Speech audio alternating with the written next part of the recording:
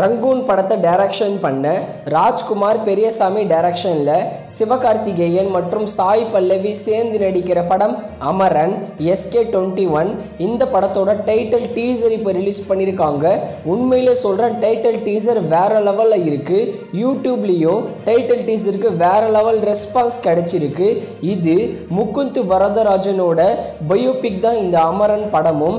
அமரன் படத்தோட first look மோஸ்ட்டும் second look poster இப்போ ரிலீஸ் பண்ணியிருக்காங்க. நீங்க ஸ்கிரீன்ல பாக்குறீங்களே, இந்த போஸ்டர்கள் தான்.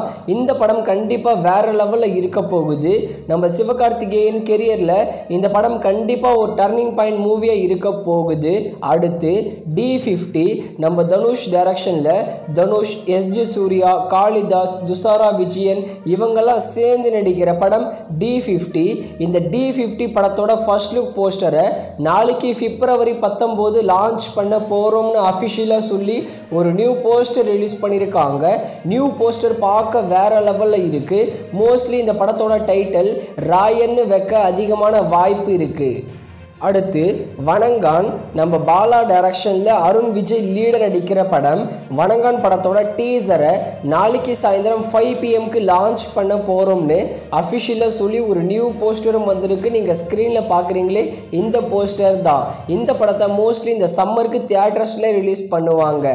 அடுத்து RJ பாலாஜி, சத்யா, மீனாட்சி சௌத்ரி இவங்கெல்லாம் சேர்ந்து நடிச்சிருக்கிற படம் சிங்கப்பூர் சலூன். இந்த படத்தை கோகுல் டைரக்ஷன் பண்ணியிருக்காரு.